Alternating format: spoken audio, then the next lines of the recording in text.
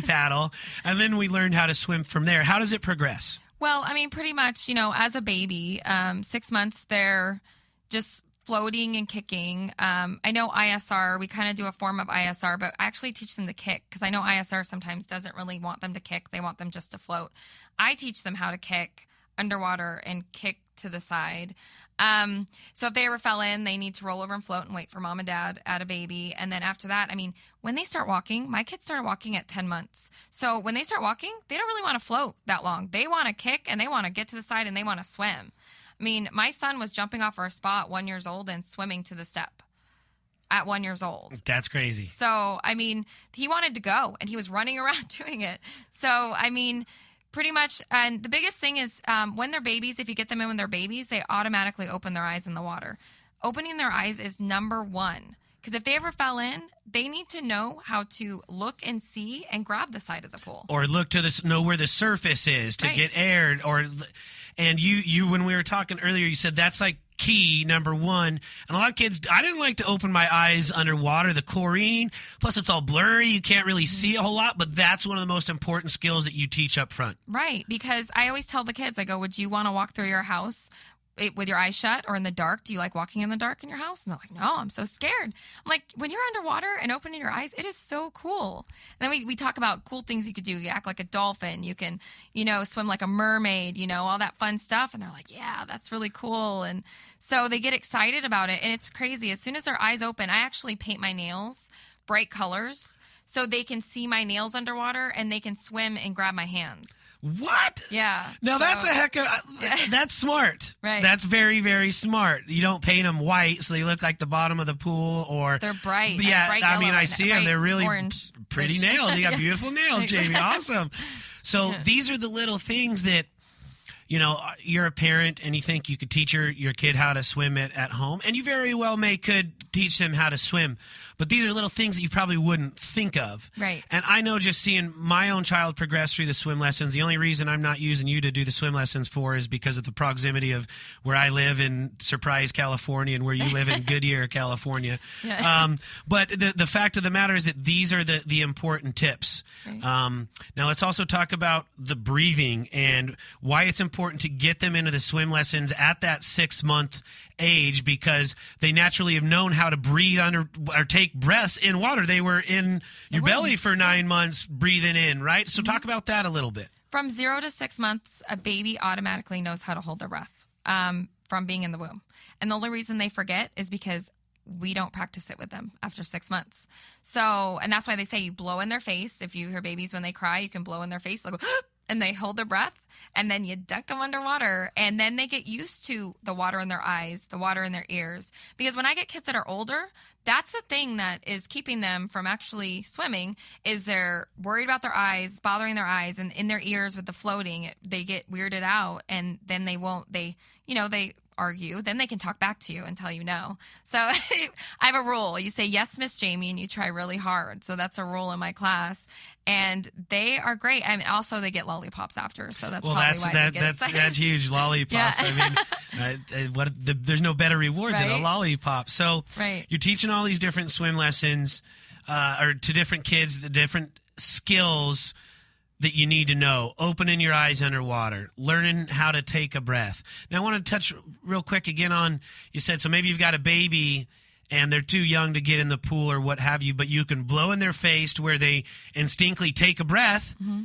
And then maybe when you're giving them a bath, submerge their face underwater, get them used to it. Are these kind of some of the first things that parents can do? I mean, I myself have been dunking my kids since their belly buttons came off. So and her kids are like, they're both excellent swimmers. They're well-behaved kids. They're outside of the studio right now, Haley and Jackson. They just got done with swim team practice this morning. So swimming all the time. Your mom's down here as well. It's great to see her.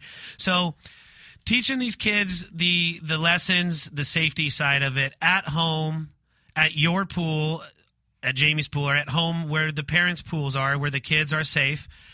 Biggest things, open your eyes underwater. And finally it clicks at some point that, okay, I can see underwater. As soon as they put their face down and they look underwater, their butt comes up and they kick right to the side and swim. It's amazing.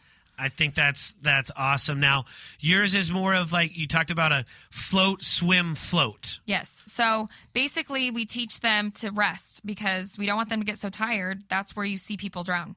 They actually get tired, they panic, and then all of it's a very silent. Actually, you would think drowning would be loud and thrashing. Screaming, they're silent. It's most silent. It's just all of a sudden no sound, and they just sink underwater. It's crazy.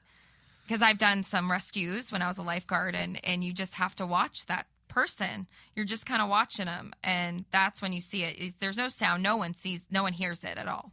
It's crazy. The saving people's lives. Again, you're up there with the police and the fire and the doctors and the nurses, in my opinion, as far as your civic duty that you're performing to our community.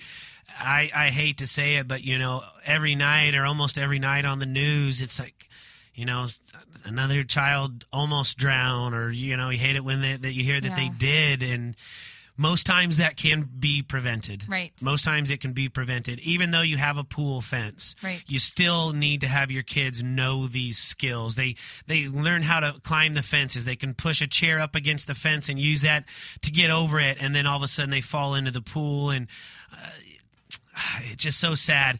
We're going to come back here on our third segment. We're going to talk about a couple of skills that we can teach the parents to help avoid some of those things, and kind of the lifeness side of it, why Jamie does it, what she gets out of it, and bringing her kids into the lessons. You guys wouldn't believe how her kids get in the pool, and how the kids that she's teaching just latch on to them. Stay tuned. Coming back. Thanks.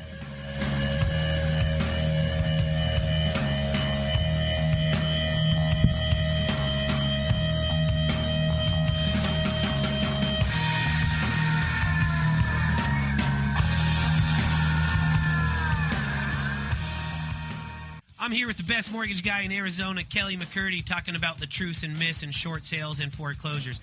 Kelly, tell our listeners some good news. Hey, Logan, we're so excited to announce that we can provide a client with an FHA mortgage 3 years after a foreclosure, 3 years after a short sale.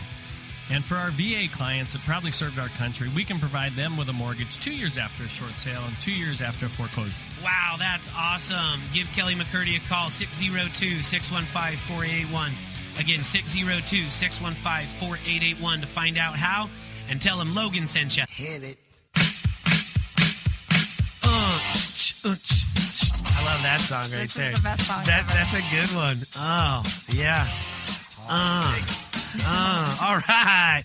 And we're back. It's Lifeness, it's life, it's business, it's lifeness. And thanks to our sponsors, Kelly McCurdy and also John St. George. If you guys need a good mortgage guy or good carpet cleaner, actually, John St. George also does water restoration. One of my clients bought a home that had some water leak issues, and you have to rip the walls out and dry out the carpet and do all this, and it's a big mess, but he's been doing a great job at it. So thanks again for our sponsors. If you're interested in becoming a sponsor, just reach out to me through Lifeness with Logan Hall on Facebook or lifenesswithloganhall.com. We're back with Jamie Clark, Survival Swim, survival-swim.com.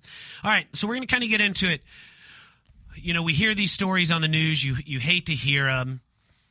Jamie, let's be candid with it. There's no messing around when you're telling parents what they need to look out for and some things that they need to be aware of to increase the chances of one of these things not happening. What are kind of those three things that you kind of talk about that you tell parents?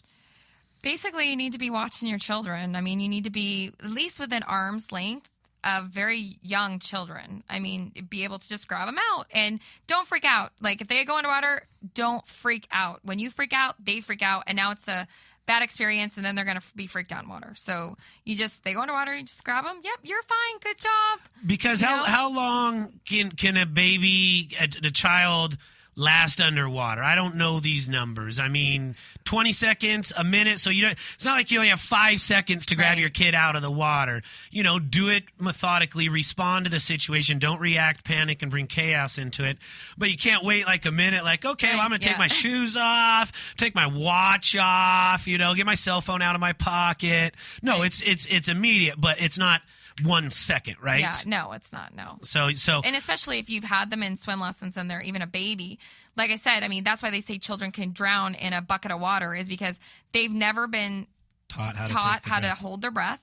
They've never kept up that from 6 months. So they suck water and drown. And that's why if you have them going underwater and you teach them to hold their breath, they will be able to survive for you to be able to grab them out. And do it in a methodical manner and don't freak out. So arm's distance, number one. Number two, we were talking about, 4th of July was on a Saturday, all types of pool parties where you got 20, 30 adults who are trying to have some fun and maybe get away from the kids a little bit, have a couple cold beers, eat some hot dogs and some hamburgers. But who's watching the 15 or 20 kids that are hitting each other with squirt guns in the head and running laps around this edge of the pool and doing backflips off the side? What do you tell parents in that situation? Well, you want to definitely try and have one person, like kind of like the lifeguard, yeah, kind of, and you can even take turns. Like you're on for 15 minutes, and then it's me. So you're not always. For me, I feel like sometimes when I'm at a pool, I'm the lifeguard. You're always the one. You're the dedicated lifeguard, and you're like, all right, I could do it. I guess this is what I'm supposed to do. My brother's a doctor, and it's kind of like anytime he's in a situation, and you got a headache. Hey, bro, what do I do for a headache? Really, come on, man. You take some ibuprofen or some Tylenol. Don't waste my time with that. But you are the go-to person in those situations. But I think that also when you're in those situations, these parents are going to learn from you, watching you, how observant and how focused you are, that you're not over here trying to hold a conversation with 3 other people and you're just turning your head to look at the pool every 2 minutes. Like you're sitting on a rock or sitting on a chair watching the kids, because that's what you've been doing since 16. Right. I mean, and I can hold a conversation and watch kids at the same time. It's just become natural. That's and not a lot of parents can do that. And then lastly, cell phones. Yep. What do you do with, what do you tell parents to do with the phone when they're going to be around the pool? Just leave it inside. You don't need it. Spend time with your kids, have fun. Just leave it inside. We don't need it. You don't need it for a few reasons. I think first and foremost, oftentimes when you hear these bad stories on the news, it's because someone has been pulled away to answer a phone or heard their phone ringing or had a phone call and went inside or looked away and went to go do something during that phone call.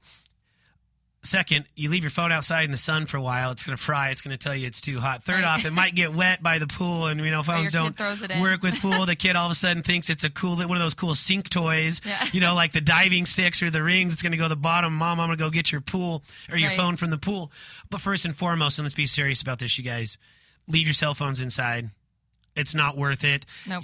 If you're that worried about a phone call that's forthcoming, then don't go hang by the pool, I think is the flip side of that coin, right? Right, exactly. It's not rocket science, you guys. It's common sense, but there's some skills that need to be taught and skills that need to be instilled in kids. And, I want to talk a little bit more about why Jamie has a nice focus on this, because she's got a background in psychology. And I want to talk a little bit more about that as far as how you are able to communicate, I guess is the best term, with these kids effectively.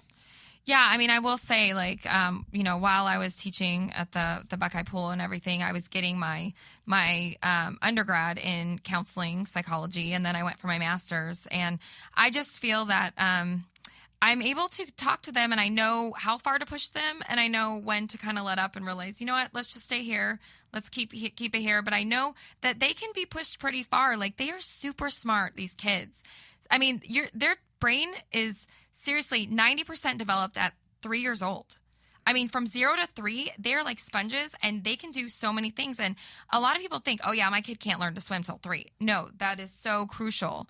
You can get them in so early. They will learn so much in that time to where they will be so much better later. And then they'll be strong swimmers. That's what you need. Yeah, strong swimmers.